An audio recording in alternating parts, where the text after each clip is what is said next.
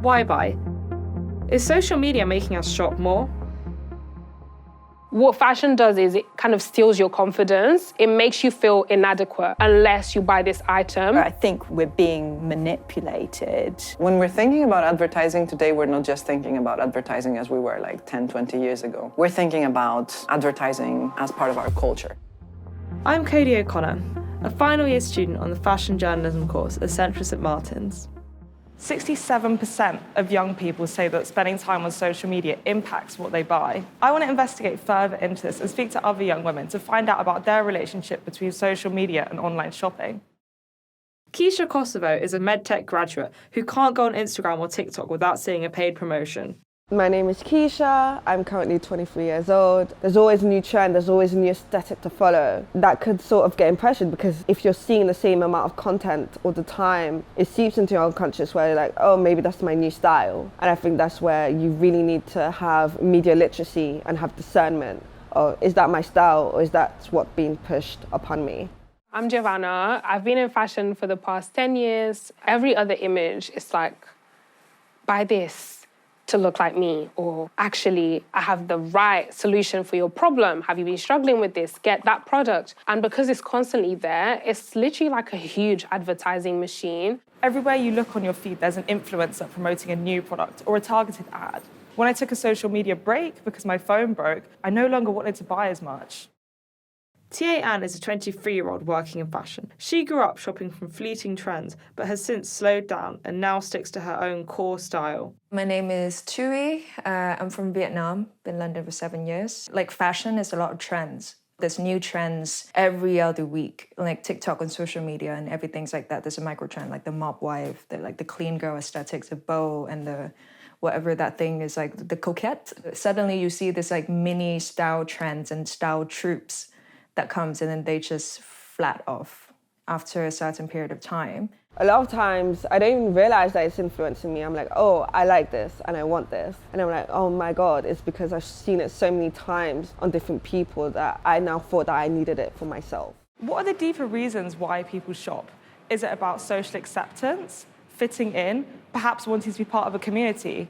I start dressing this because I want to impress other people and I want to fit into a certain group. I want to align myself with a certain group, like the trendsetters.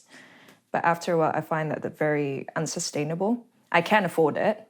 I ended up buying things that I don't like to wear.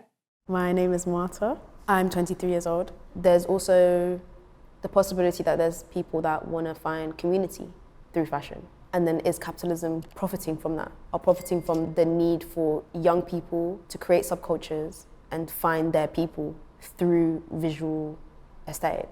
And that's what a lot of people that are online and the internet creates a sense of community. And I think when people realize that you can be a part of a community but still be yourself, that's when everyone will be a lot happier. My name's Sarah Arnold. I run a activist group called Fashion Act Now. Instead of getting belonging from the community structures that exist, you have to find your belonging. And clothing as a kind of positional good seems to be a very good way to do that, to find your place in society. In this capital F fashion system, you are meant to buy your identity and continue to buy it, continue creating your identity as your kind of life project. All of this advertising, social media, it plays on all of that. So I think we're being manipulated. What fashion does is it kind of steals your confidence. It makes you feel inadequate unless you buy this item. So people think that in purchasing an item, they're actually acquiring the identity that's behind that item. So they associate brands with certain social status or certain celebrities, for example. So they're more acquiring the dream rather than the item. I want to know how advertising works. I'm going to speak to Dr. Eleftheria Lagakis, a specialist in the subject who lectures at Sussex University. I'm Dr. Eleftheria Lagakis. I've been teaching on issues related to critical advertising studies and media and social change for about a decade now. We live and breathe advertising because for the most part we traverse in commercial spaces. We have grown so used to the language of advertising that it has transformed the way that we communicate with one another. So the way we use social media, which are effectively advertising platforms, has sort of like changed and it's been influenced by the language of advertising. We have, more exposure to commercial platforms. We spend a lot more time on platforms. We spend a lot of time behind screens and basically the entire internet economy is run on advertising. A lot of the content actually looks organic, even if it isn't. So it could feel as though it's a recommendation from a friend because you start to get used to these people that you follow, even if you don't know them in real life. So you start to now trust them. And if it's good enough for them, maybe it's good enough for you and you should try it. What can we do to fight back against this system and regain agency against all this social media marketing? Getting involved with a workshop or taking part in a community-led clothing activity could be a great way to combat this. I do think there is another way, a way in which we create our identity through participation in community, and creating clothing is embedded in collective processes. It might actually involve you in creating and changing things around you. And it doesn't have to be huge, it doesn't have to be make a huge business or make a huge political movement, or it can start with your own community and your own people. And if what you're missing is belonging, then it can start with one friend. It's basically about connecting with people who are already doing this and feeling like you're part of a collective rather than someone who is suppressing their desires to buy things. It is about making things with other people. It is about doing things rather than consuming things. If an item of clothing is attached to a memory or something you took part in with other people, you might be less likely to want to replace it. Amira Ibrahim is a Sudanese creative based in West London. Amira has an upcycling brand called Turk, which she uses as a platform to host workshops. Hi, my name is Amira. My brand's name is Turk. In my workshops, what we do is just someone will bring an item and they're like, I don't even know what to do with this, but I kind of want to upcycle it. I want to make it a bit more funkier. I got this denim jacket and I want to add something. So let's have loads of different ideas and maybe that might help you. And then I'll come in and help them technically, with hand sewing, technicality about what's possible within the time that we have. Some people didn't even come because they needed help with anything. Some people just wanted to just come and sit down and be part of the vibe and just do their own projects while they're there, which I loved. Because I was that's what we're doing this for, is just being in the same space with each other and just making stuff, Katie Mason is a multidisciplinary artist. She co-founded Soup Archive, an upcycling label, and hosts workshops that share her passion of turning trash to treasure. So my name's Katie Mason and I'm an artist. I collect objects and waste materials and turn them into jewellery, accessories, sculptures, sometimes clothes. Working with Soup Archive, we also did some workshops together in Berlin and in Copenhagen and in London, either upcycling something that's already existing or using scraps to put together something new. So to share this process with other people, and they could make their own new top, own new jumper, or add something to something they already owned, makes this process really accessible to so many people. It kind of reiterates the fact that consumerism and dressing up doesn't really go hand in hand, because it's it is